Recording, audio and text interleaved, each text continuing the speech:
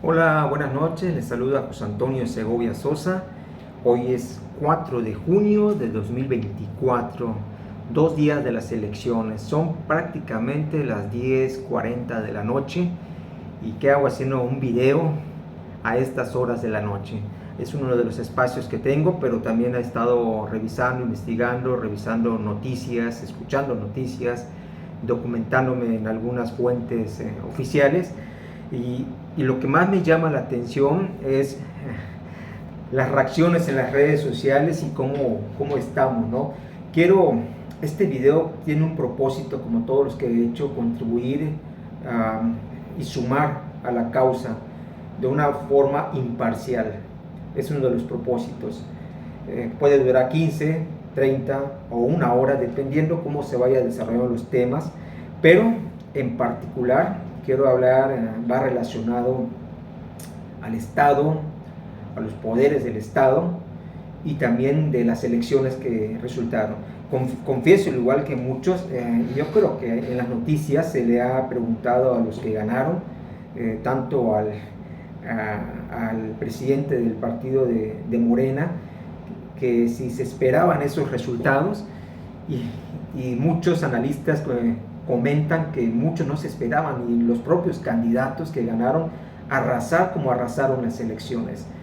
Se ha dicho también los analistas que no se acusa de ningún fraude porque los votos se contaron, hubieron representantes de casilla. Aquí quiero hacer un paréntesis.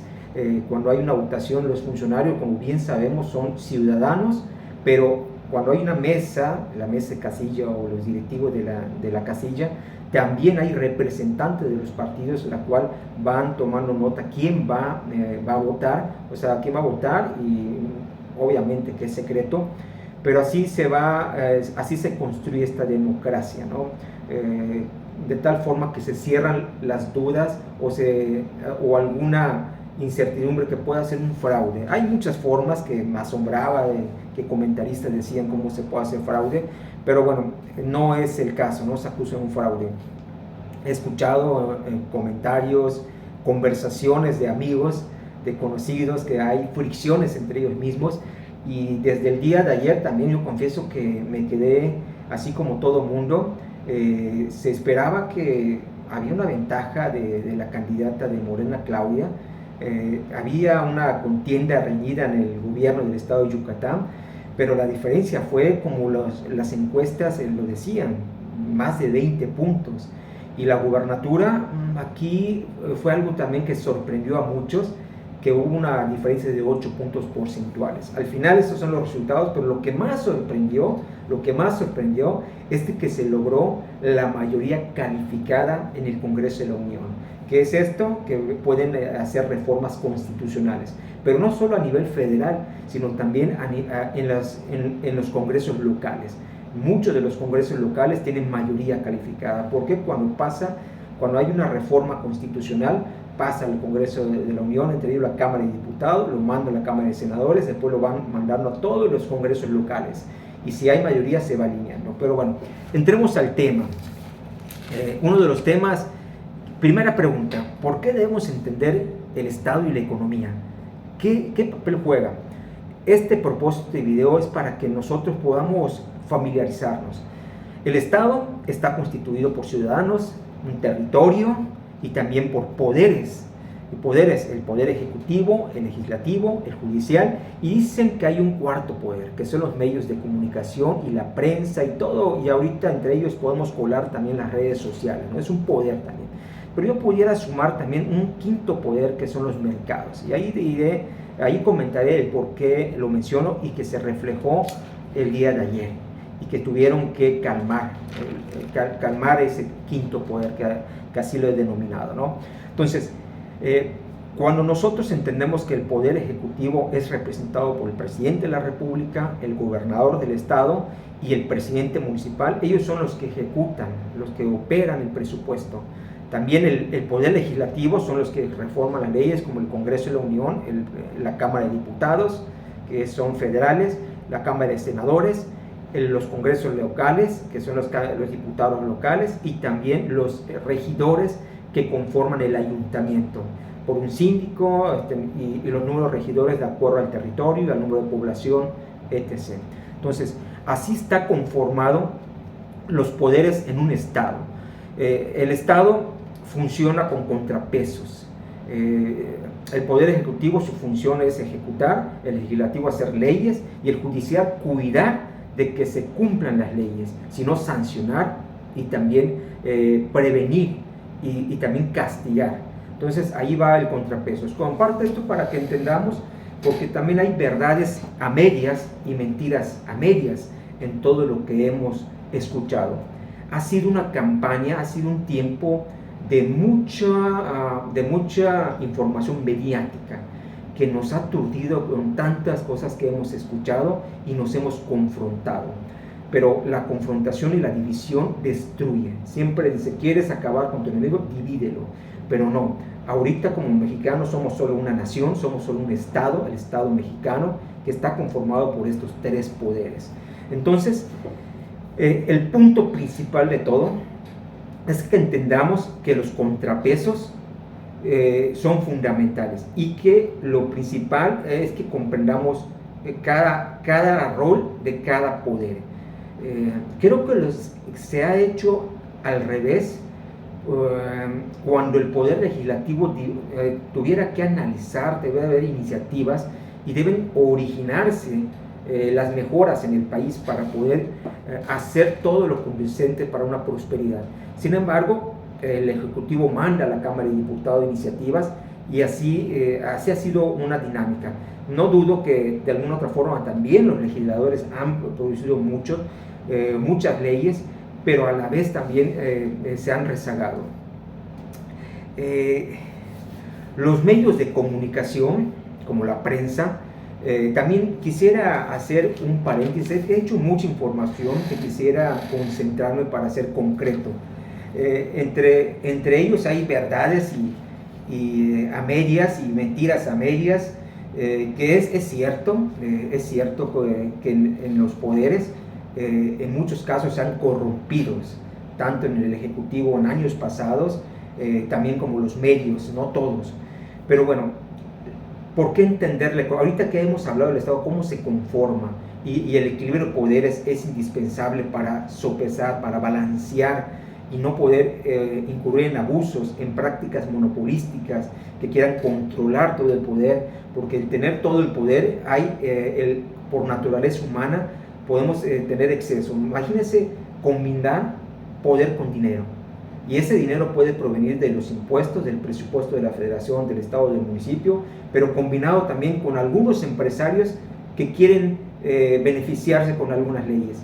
Entonces el ser humano se corrompe en cualquiera de las etapas. Entonces los contrapesos ayudan a evitar que se pueda corromper.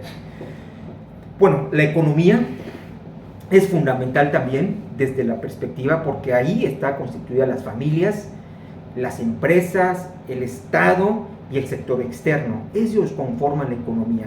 Las familias pues también proveen de mano de obra, también crean empresas, y las empresas también crean productos y necesitan empleados de las familias o mano de obra de las familias. El Estado también regula, el Estado por medio del Poder Ejecutivo va funcionando. Y también el sector externo, o sea, las relaciones con otros países en cuestión comercial y todo lo demás. Pero bueno, pasemos a la votación. También esto es como para poder calmar un poquito, más que calmar, tratar de que razonemos en lo que ha pasado. Aquí tengo unas estadísticas según el PREP del Instituto Nacional Electoral, el INE, y en la lista nominal hay 98.5 millones de ciudadanos que pudieron haber votado. Los votos fueron 56 millones. Veamos desde esta perspectiva. Maínez obtuvo 5.8 millones de votos. Xochitl obtuvo 15.6 millones de votos. Claudia, la actual presidenta electa, tuvo 33 millones de votos. Fíjense que la participación fue del 61% según el conteo preliminar, con el 95.5% de las actas computadas. O sea, de 170.648 actas, 162.517 ya fueron computadas, ya fueron registradas. Entonces la participación fue de 61%. ¿Qué significa esto? Que un 39% no votó. Pero también hubo nulos, hubo 1.428.000 entre nulos y no registrados, que representa el 2.54. Si sumamos A, B y D, da un total de 22.8 millones de votos. O sea, todo lo que es Maynes, Xochitl y los nulos, o sea, son 22 millones de votos. O sea, ¿qué significa esto? Si le sumamos los que no votaron, que son 38.4 millones de ciudadanos, o sea, hay 61 millones de ciudadanos, es lo que debemos entender. Hay verdades, no todo es una verdad absoluta. Sí es cierto, ganó la democracia y se celebra, y eso es algo que tenemos que respetar y que tenemos que contribuir. Pero la realidad de la situación es que 61 millones de mexicanos no se alinearon a esa propuesta de Morena. O sea, fueron 33 o 34 millones de mexicanos que decidieron seguir con el plan, pero 61 millones de mexicanos no están de acuerdo. O sea, entre esos 61 millones está Maynes, los que siguen a Maynes, a los que siguen a Xochitl, los nulos, los votos nulos y los que no salieron a votar. Ese porcentaje de no participación es lo que yo les decía en un video anterior. Les dejamos en manos de pocas personas, o sea, del 60%, la elección o la conducción del presupuesto de la federación, de las leyes, de conducción de todo, de la prosperidad. Entonces, tengamos en cuenta esto porque es reflexión. Es una verdad absoluta, es cierto. Hay una democracia esto es la democracia, se ganó porque se convocó a todos los mexicanos. El 39% no quiso salir a votar. Entonces, lo ganó un porcentaje que sí salió a votar y prefirió una elección. Bueno, ¿qué significa esto? Como comentaba, a razón, está bien. ¿Y qué verdades hay? Hay una preocupación, hay muchos puntos que pudiera tocar y me puedo pasar, pero pues ya es tarde también y tengo también compromisos. Pero las verdades que quisiera entender, una de ellas, porque tal vez esos 20 o ese 15 millones de Xochitl, de seguidores, o los 5 o los 6 millones de Maynes, o los que no salieron a votar, algunos, ¿por qué están preocupados? Porque tengan mayoría calificada, porque piensan como una verdad no absoluta también, que no va a haber contrapesos, que se va a abusar del poder como pasaron en 70 años de gobierno de un partido que gobernó y que se corrompió, que ahí voy a tocar también un poco la historia de los partidos de manera breve, para que entendamos el por qué hay que cuidar como ciudadanos que no se corrompan el Estado, que no se corrompan los poderes. Están preocupados por ese contrapeso, porque al tener, supongamos que no creo que sea el caso, pero un caso extremo que también es una verdad o una mentira media, que van a querer, por decir, expropiar terrenos, empresas, y hay nerviosismo porque nosotros le hemos depositado al Poder Legislativo esa facultad que genere leyes para que el Poder Ejecutivo las lleve a cabo. Y otra preocupación es de que la reforma, que es entre las 18 20 que ha mandado el presidente actual, el presidente Andrés López Obrador, Andrés Manuel, es la reforma de cómo elegir a los magistrados, al Poder Judicial. Y les preocupa mucho que se alineen a una sola corriente política, que se concentre el poder a una sola corriente, el Poder Ejecutivo, Legislativo y Judicial. Esa es una preocupación que es también una verdad, pero no es una verdad absoluta, que puede existir otro contrapeso. Y es la preocupación, pero pudiera terminar pudiera terminar con algunos puntos, pero quiero también hacer un paréntesis, algunas verdades también, cómo nació, la importancia de la historia. Quisiera compartirles,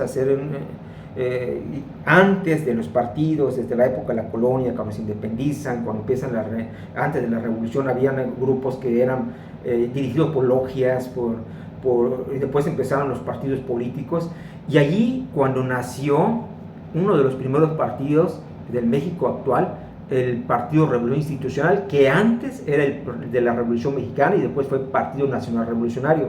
Pero fíjense cuál era su ideología cuando era el Partido de la Revolución Institucional, cuando era el Partido de la Revolución Mexicana. Quiero leerles. Este documento, cito, es un estudio que se subió del Congreso de la Unión. Ahorita les diré los autores. Bueno, el autor fue hecho de una vez para que no se me olvide.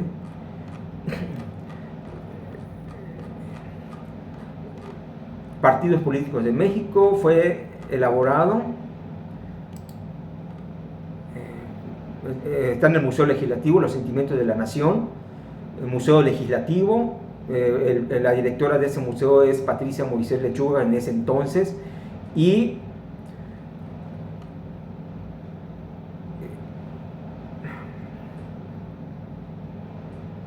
María Laura Torres Ruiz, diseño, investigación y museografía de María Laura Torres Ruiz, asistencia de todos ellos, ¿no? Pero esa es la fuente del poder legislativo.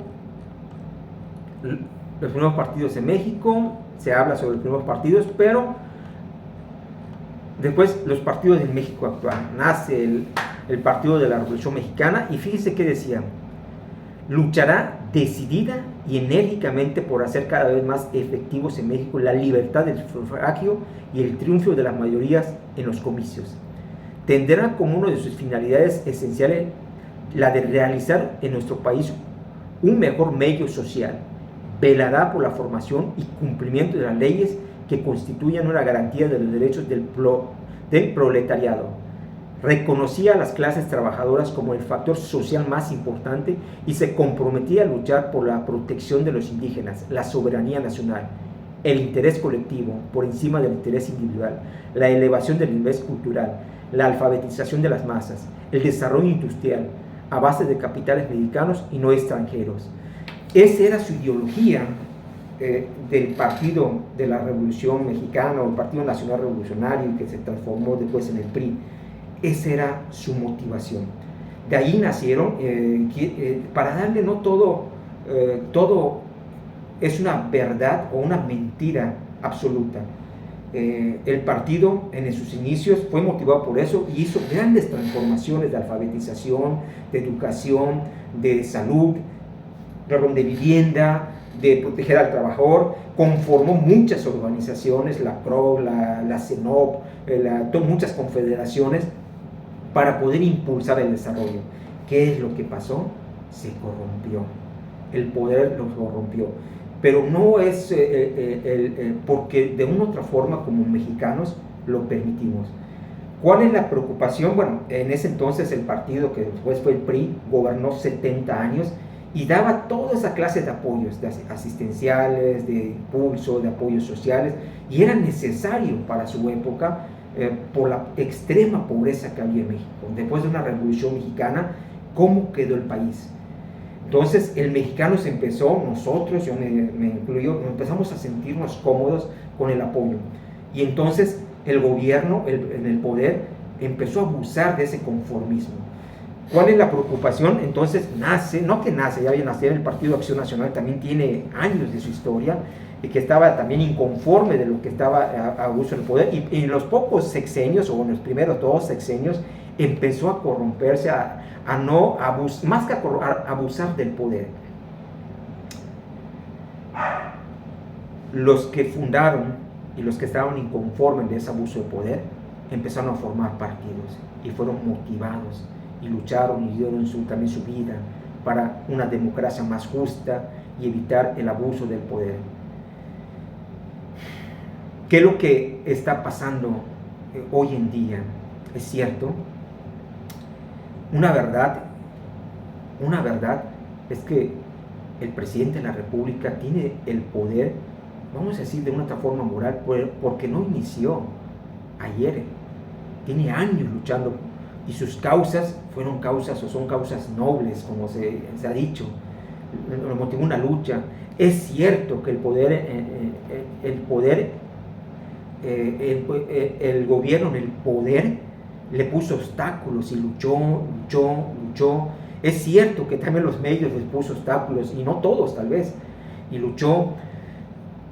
Y lo que ha logrado es por la tenacidad. Es una de las cosas que no es una verdad absoluta, que admiro, porque fue una tenacidad que no se cansó hasta lograr lo que él soñaba y visionó. Logró ser presidente en la tercera ocasión, logró aprender de que en el poder hay que hacer alianzas. Y no voy a decir, porque todo el mundo lo hace, también es una verdad, pero no absoluta. Tiene a Bartlett, al investigador Gordillo de otra forma, tiene a unos otros empresarios, aprendió y reconoció que solo no puede ir y tiene que hacer alianzas. Lo mismo quiso hacer la oposición, pero ya estaba desgastada. Puntos importantes en esta reflexión. Llega al poder como ser humano, fue atacado y empezó una lucha con el cuarto poder, los medios. Y ahí te lo voy a decir el por qué. Espero que no se me olvide. Y empieza él con las mañaneras a tirar, y él dijo: yo no necesito a los medios tradicionales. Empezó las mañaneras todos los días, de lunes a viernes, de 1 a 4, 5 horas, hablando de su visión, de sus propuestas, y el poder atacando, agarrando las verdades tal vez no absolutas. Aunado a esto, creó programas y algunas instituciones como intermediarios para otorgar las pensiones, para otorgar programas a las madres que vayan directo. Esos apoyos han sido necesarios. La pensión de adultos mayores es justa, yo lo creo que es justa. Es como una pensión del Estado por los impuestos de manera directa e indirecta que hemos pagado. De manera indirecta, cuando consumimos se nos cobra un IVA, y hemos contribuido, y ese IVA se va a las arcas de la federación y de los estados y municipios. Cuando trabajamos y superamos cierto nivel de ingresos, pagamos un impuesto sobre la renta. Cuando ganamos, también hay un impuesto sobre la renta. Entonces, la pensión es justa para todos porque hemos contribuido. De una otra forma, que si es equitativa o a unos se les debe dar más, a otros menos, a otros no, bueno, eso es una cuestión de formas de poder implementar. Aterrizando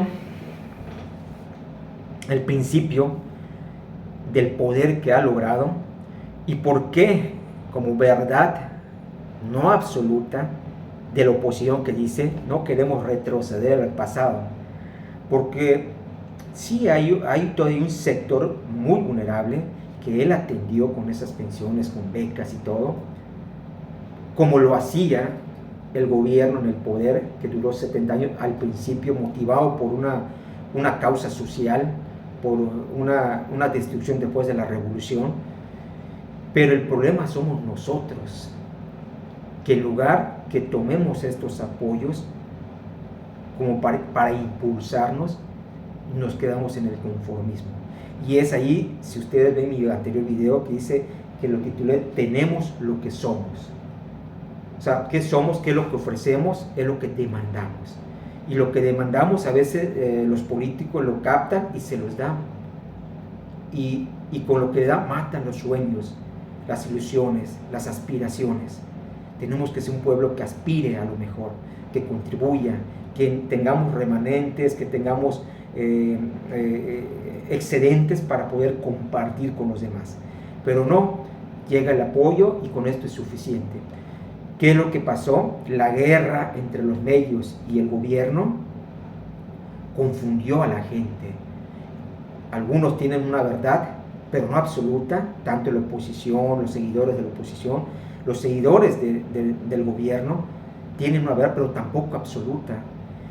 Pero si pensamos que la realidad, el mexicano dijo, y los que votaron, hay más de 20 millones, por ahí de un dato, no lo he investigado, o 25 millones de pensionados, más todos los programas sociales, Digo, bueno, ¿a quién le hago caso? Como buen mexicano dice, pues mejor aseguro lo que tengo y sigo con la cuarta transformación, que no la critico. O sea, sin embargo, nosotros como mexicanos tenemos que aprovechar lo que el gobierno hace y hacer más. Y a eso sí, aspirar a cosas mejores.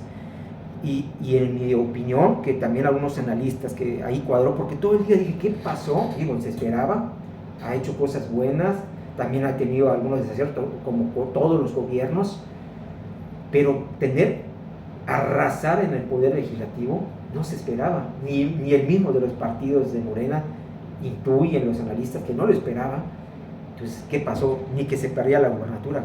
Ahí hubo el caso también del candidato de aquí de Yucatán, todos los días estuvo anunciando de los programas sociales, y lo identificaron como una persona buena, y no dudo que es buena, o sea, y no dudo que tiene una visión que va a hacer bien y que va a luchar, como por ahí también he visto en las redes sociales que dicen, o sea, si tú deseas que le vaya mal al que ganó para que le diga, ves que tenía razón, pues no amas a tu estado, no amas a tu país, vamos a desear que le vaya bien, es lo que se eligió, nosotros hemos creado esta atmósfera desde nuestra historia.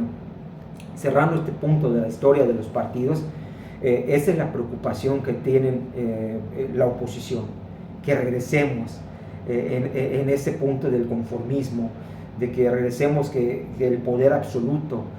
Pero aquí viene algo importante, que ayer se manifestó el quinto poder, el poder del mercado, el poder de la economía. ¿Cómo se manifestó? Con dos, en el mercado de divisas y en el mercado de valores.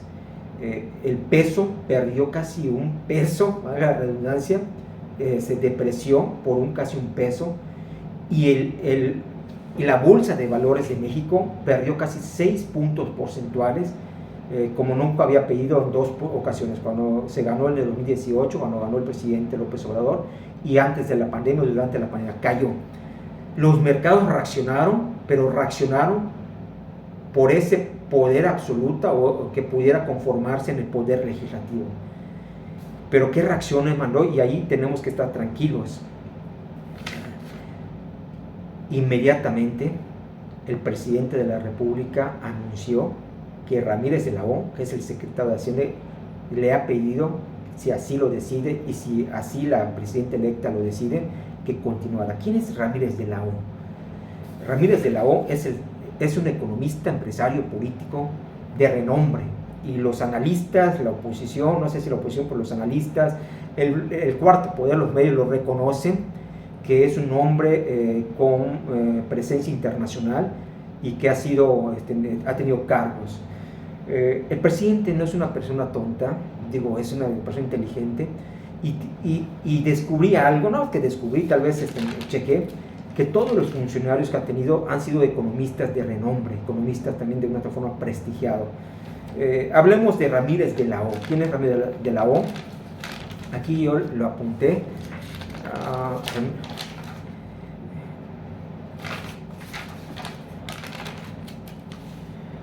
Rogelio Ramírez de la O es licenciado por la UNAM, tiene una doctorado en economía por Cambridge.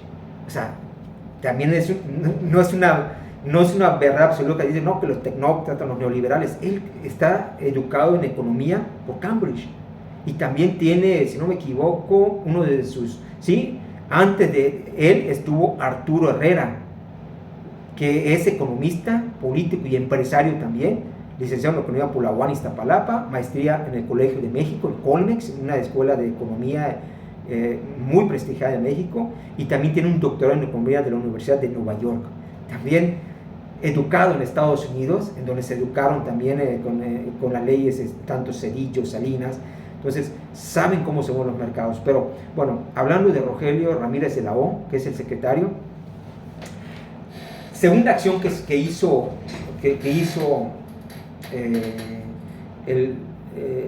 la presidenta electa, confirmó que va a invitar a Rogelio de la O, y ayer lo hizo. Hoy en la mañanera el presidente volvió a dar un mensaje a los mercados para que se tranquilicen, y antes de que abra la Bolsa Mexicana de Valores, el secretario de Hacienda y Crédito Público, Ramírez de la O, a las 7 de la mañana se trasladó a su oficina y dio una breve conferencia de prensa para calmar los ánimos. La economía se mueve por emociones, por estimaciones, porque quiero dar un ejemplo. Si uno percibe que sus inversiones van a tener riesgo porque van a tener leyes que no les convenga, van retirando sus inversiones, va viendo nervios y ya no van a querer invertir. Y un país sin inversión, un país donde empiezan a retirarse capital extranjero, empieza a ver, en cierto modo, a generar desestabilización de la divisa americana, empieza a salir, empieza en un cierto momento a bajar las reservas, o si no son las reservas, empieza a depreciarse el peso y empieza a perder posición ante el dólar, que es un indicador que se ha tenido. Entonces, Ramírez de la O dijo, tranquilos, vamos a controlar la economía, se están comprometiendo a tener un déficit público, porque esta es una verdad también que cuestan los programas sociales, las obras de gran envergadura son costosas y hay un déficit público un poco elevado, que iba a investigar, no me dio tiempo cuál es el déficit público. El déficit público es tan simple que están gastando más de lo que ingresan las arcas por impuestos, aprovechamientos, derechos. Incurren en deuda, en bonos, en toda especie que no es un ingreso. Es como una familia que gasta más de lo que gana, pues tiene que tomar prestado, pero compromete ingresos futuros. Y que esa deuda, hay dos, o aumenta los impuestos o incurre más deudas, pero eso va a caer en un círculo vicioso donde cada vez se va a hacer una bola de nieve y va a ser impagable la deuda. Hay que tener cuidado con el déficit público, las finanzas públicas, porque también cuando a un país se le rescata por una organización internacional como el BIP o un banco internacional, prácticamente una de las cosas es que mantenga un déficit público sano, o sea, unas finanzas públicas sanas, o sea, déficit público muy manejable. ¿Por qué? Porque si te vas endeudando no vas a tener capacidad de pago de tus compromisos, pero lo peor, tu inversión pública productiva va a disminuir. Son esos efectos de que las personas de la oposición tienen temor, pero no es una verdad absoluta.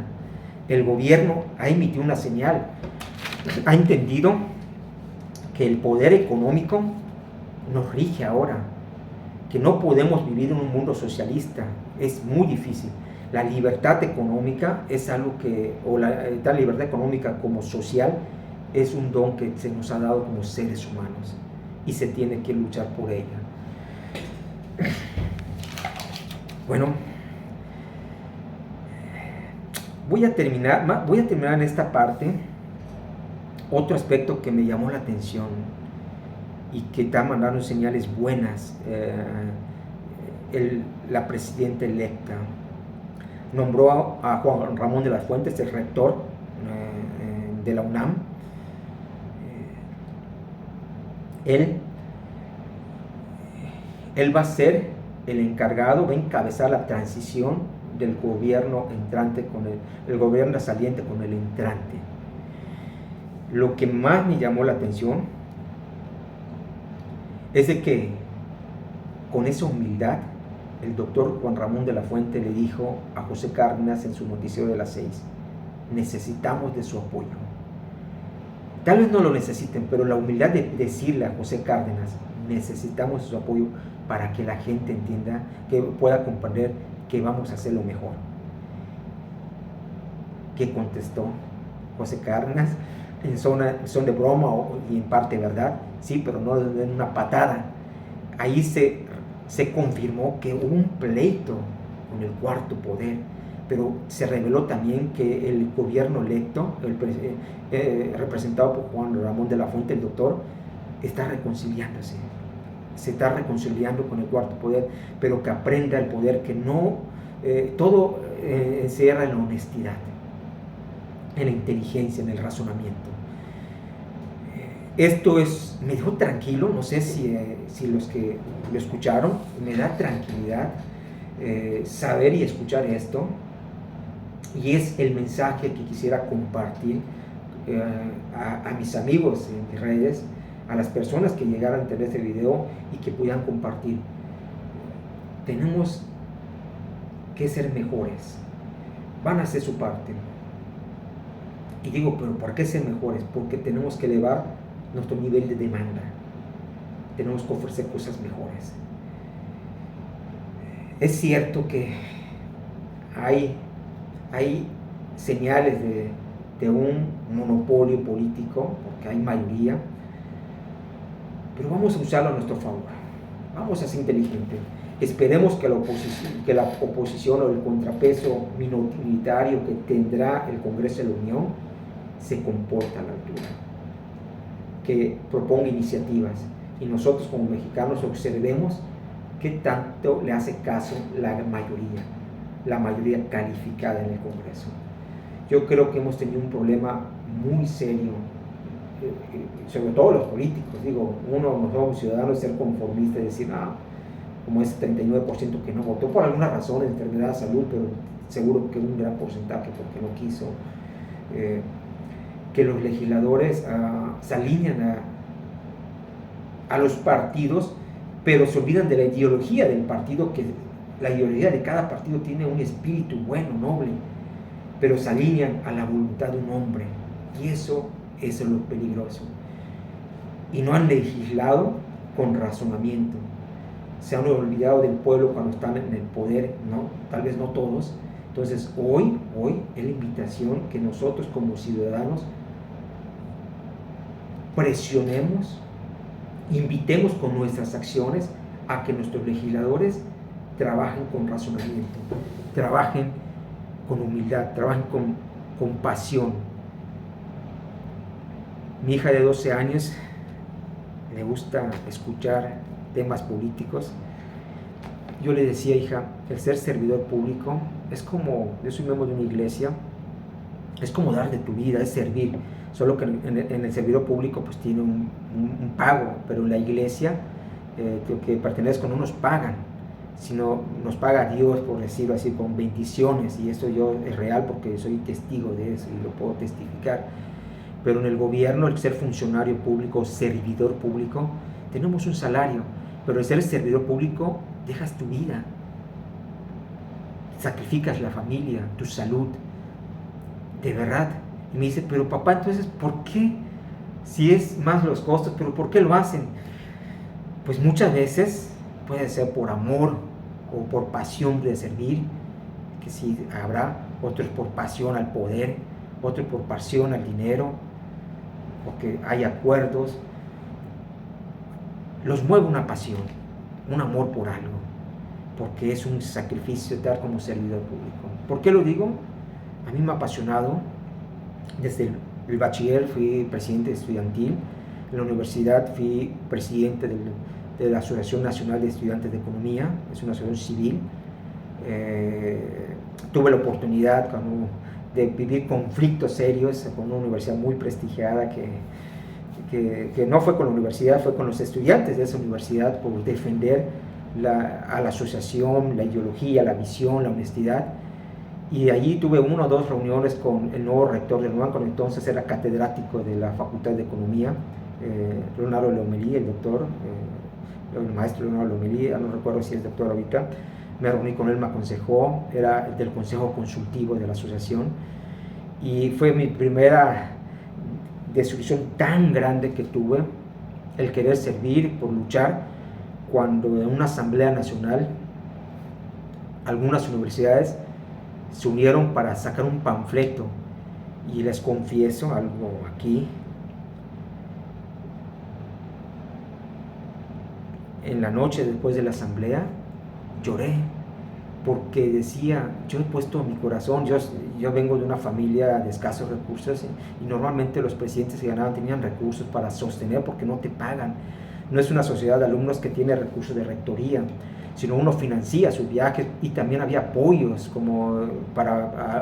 para viajes, pero no tenías un presupuesto asignado, tenías que gestionar. Y yo venía de escasos recursos, y yo tengo mi tiempo. Yo empecé presentando ponencias, después vi que iba a llegar a ser presidente de la Asociación Nacional, fui representante local, después vicepresidente, reformé unos estatutos para llegar sin favores, porque no quería estar amarrado de manos. Y cuando sacan ese panfleto de que mentiras, fue un golpe y aprendí que el ejercicio de gobernar o de presidir no es fácil, el liderazgo.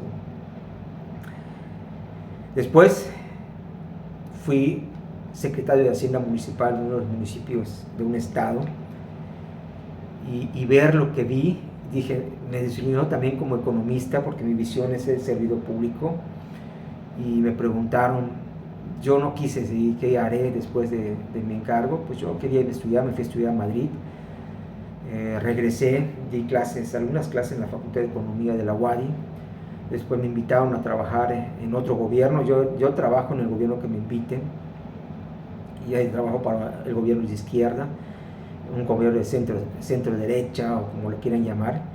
Yo me alineo a las técnicas, profesionalmente, y si hay algo que no, saben que conmigo no cuentan, pero ambos partidos me han invitado. ¿Por qué? Porque conocen lo que soy.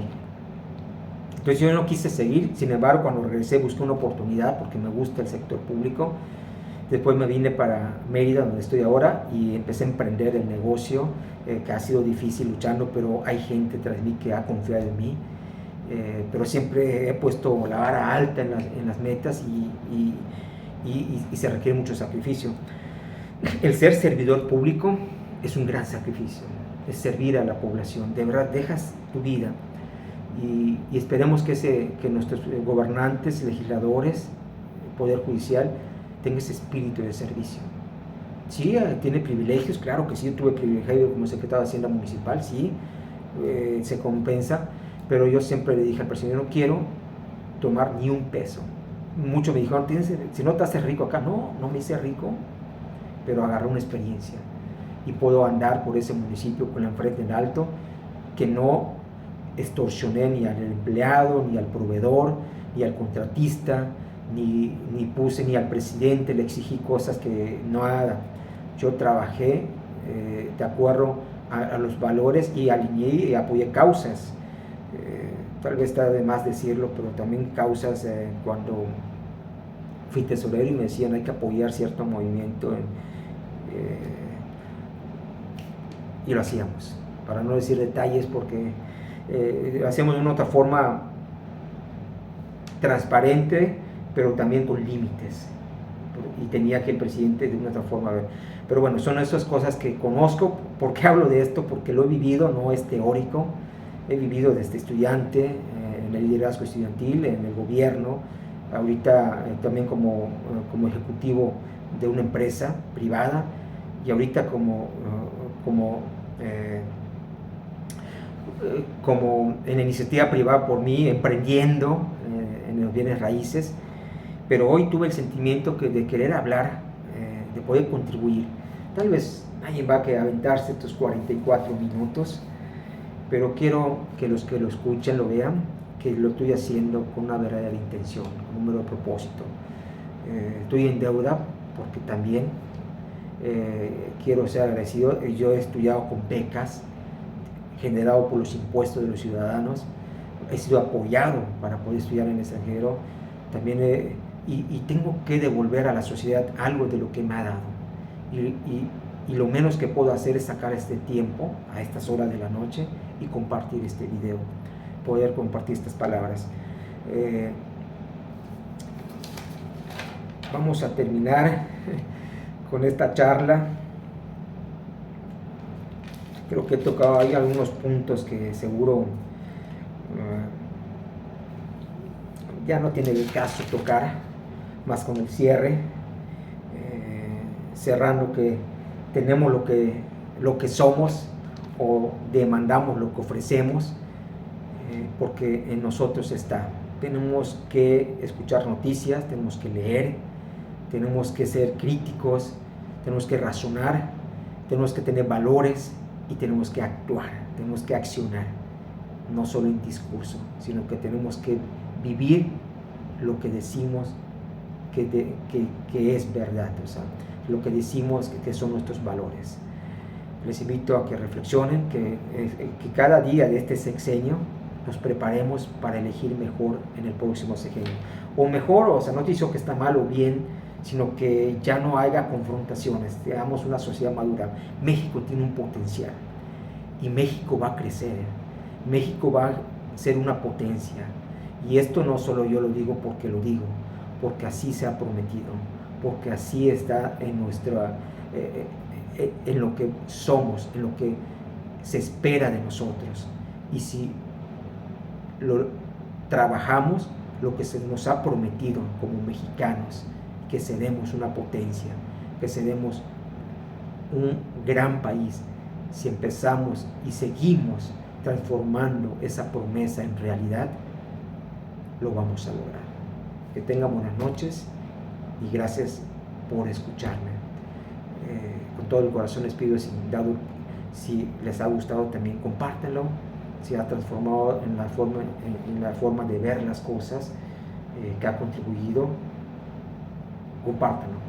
Sigamos para adelante de una manera objetiva, racional, con valores, con conciencia, con carácter, porque lo vamos a lograr. Buenas noches.